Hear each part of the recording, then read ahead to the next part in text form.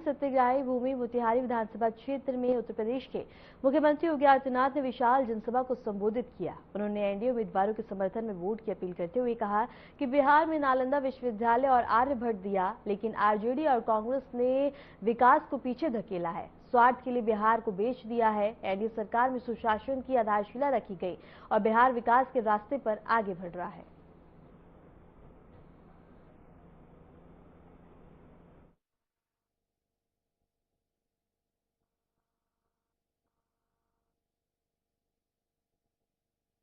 मोदी जी का नेतृत्व है तो विरासत भी है और विकास भी है।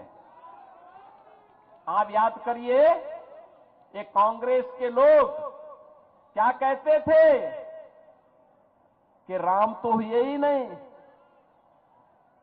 आरजेडी के लोग खानदानी माफिया को बचाने के लिए और खानदानी माफिया को जिताने के लिए उसके दबाव में राम मंदिर की रथ यात्रा रोक देते हैं।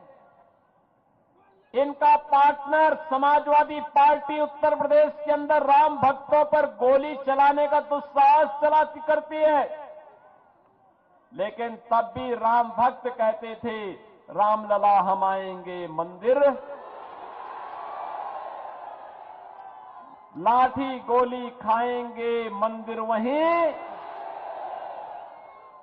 और देखिए, मोदी जी के नेतृत्व में उत्तर प्रदेश में डबल इंजन की सरकार बनी। क्या एक कांग्रेस, आरजेडी या समाजवादी पार्टी भगवान राम के मंदिर के निर्माण को रोक पाई है क्या? आज अयोध्या में भगवान राम का मंदिर बन गया है ना, कोई संदेह है क्या? और देखो, अयोध्या में भगवान राम का मंदिर बना तो महर्षि वाल्मीकि जी के नाम पे इंटरनेशनल एयरपोर्ट भी अयोध्या में अब बन गया है।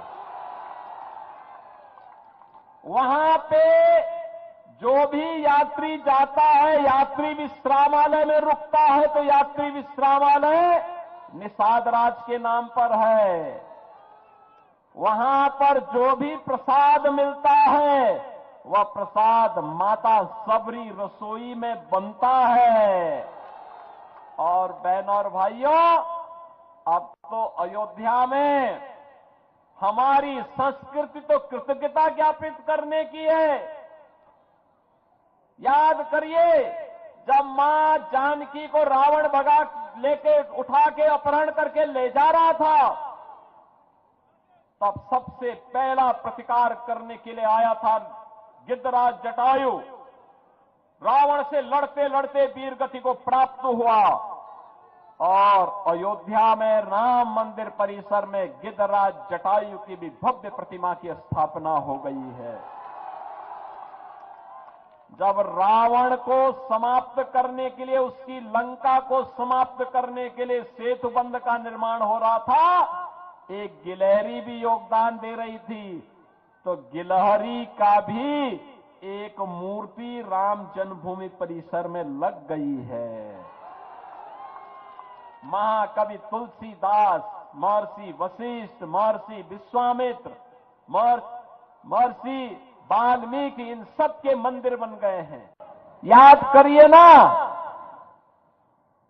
ये कांग्रेस और आरजेडी के समय में गरीब को कुछ नहीं मिलता था, न आवास, न राशन, न स्वास्थ्य की सुविधा, न रसोई गैस के कनेक्शन, कुछ भी नहीं मिलता था। मोदी जी के समय में पिछले 11 वर्ष में भारत दुनिया की बड़ी ताकत बना है। आज भारत की तरफ कोई टेढ़ी नजरों से नहीं देख सकता। आज का भारत एक मजबूत भारत है, मजबूर नहीं। भारत अब दुश्मन को उसके ही मांद में घुस करके मारता है। अब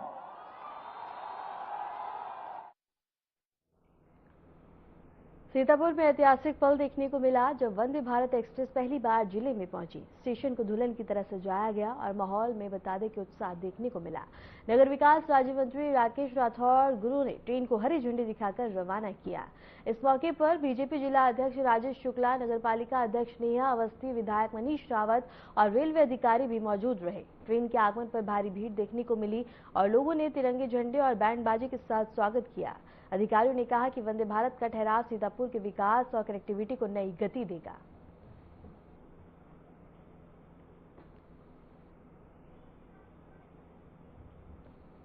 आदरणीय प्रधानमंत्री जी के माध्यम से सभी महत्वपूर्ण जगहों पे महत्वपूर्ण विकास किया जा रहा है। ये धार्मिक नगरी है, नैमिषारण्य धार्मिक तीर्थ है, पूरी दुनिया का महत्व है यहाँ पे, और यहाँ पे आज इसको जोड़ने का वंदे भारत का काम किया है। ये हम सब के लिए बहुत गौरव की बात है। बहुत बहुत बधाई, बहुत बहुत शुभकामनाएं सभी युवाओं, माताओं, बहनों की तरफ से बहुत बहुत बधाई। देखिए, इसके लिए मैं माननीय प्रधानमंत्री बहुत धन्यवाद देता हूँ कि हमारे जनपद सीतापुर को पहली एक ऐसी ट्रेन मिली है जो सुपर फास्ट ट्रेन हमको मिली है, जिससे हमारे सीतापुर वासियों को आवागमन में बेहतर सुविधा मिलेगी। ये लखनऊ से सीतापुर होते हुए सहारनपुर तक जाएगी और इससे निश्चित है जो आवागमन बेहतर होगा। हमारे जनपद सीतापुर से जो लोग हरिद्वार जाते थे तो उनके लिए बड़ा बेहतर हुआ, श्रद्धालु बेहतर हुआ है, और जो उधर सहारनपुर से उधर से लोग जो हमारे नैमिष आने वाले लोग थे उनके लिए भी बेहतर हुआ है। और इसके लिए मैं अभी बैठा था कार्यक्रम में, काफी लोग जनपद सीतापुर के लोग काफी उत्साहित हैं। मैं इसके लिए जनपद सीतापुर की ओर से मैं माननीय प्रधानमंत्री धन्यवाद देता हूँ कि ये बेहतर ट्रेन देकर के सौगात दी हमारे जनपद के लिए। मैं इसके लिए आपको हृदय से आभार व्यक्त करता हूँ। बहुत बहुत धन्यवाद माननीय मोदी जी को, सीतापुर की जनता की तरफ से बहुत बहुत धन्यवाद। ये हमारी जो सौगात मिली है सीतापुर को, उनको माननीय मोदी जी को, माननीय और ये बहुत अच्छा है युवाओं के लिए,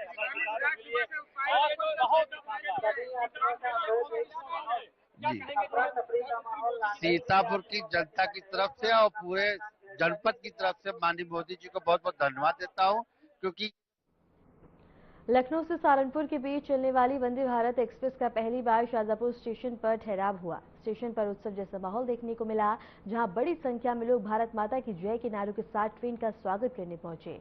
ट्रेन को एमएलसी डॉक्टर सुधीर गुप्ता, विधायक सोलौना कुशवाहा और महापौर अर्चना वर्मा समेत कई जनप्रतिनिधियों ने हरी झंडी दिखाकर रवाना किया। इस मौके पर रेलवे के अधिकारी, जनप्रतिनिधियों और स्कूली बच्चे बड़ी संख्या में मौजूद रहे।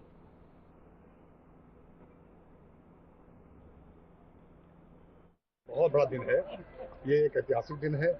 हमारे यशस्वी प्रधानमंत्री जो उन्होंने वादा किया था कि हम देश को एक नया भारत के रूप में हम प्रस्तुत करेंगे, ये आत्मनिर्भर भारत की संकल्पना को साकार करने वाला, हमारे देश को विदेशों की तरह कैसे तरक्की हो, कैसे जन सुविधाओं में, और खासतौर से ऐसे यात्री आज भी सबसे ज्यादा यात्रा करने वाला जो आम जनमानस है वो रेलवे को प्रेफर करता है। खबर वाराणसी से है, जहां घाट पर होने वाली विश्व प्रसिद्ध गंगा आरती का स्थल एक बार फिर से बदल दिया गया है। 35 वर्षों में यह फैसला मौका है जब बता दें कि कार्तिक पूर्णिमा के बाद मां गंगा का जलस्तर आरती स्थल तक पहुंचा। बढ़ते जलस्तर के कारण आरती स्थल को करीब 10 फीट पीछे शिफ्ट किया गया। श्रद्धालु नए स्थान से आरती दर्शन कर रहे हैं।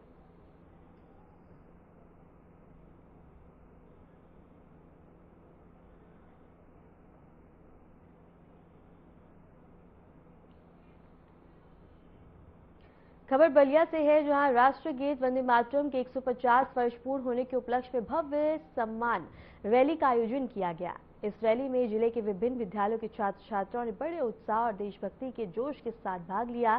कार्यक्रम का शुभारंभ जिलाधिकारी मंगला प्रसाद सिंह ने हरी झंडी दिखाकर रैली को रवाना किया। उन्होंने कहा कि इस रैली का मुख्य उद्देश्य जन जन में देशभक्ति की भावना जागृत करना है।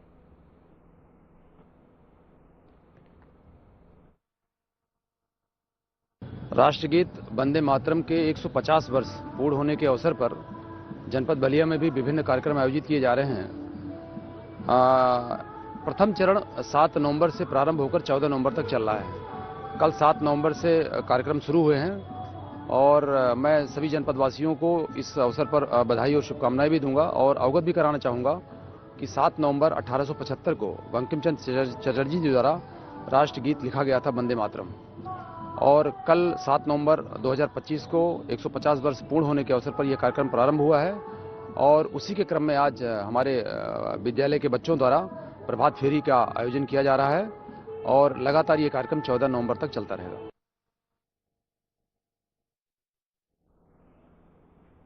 फिलहाल के लिए उत्तर प्रदेश की खबर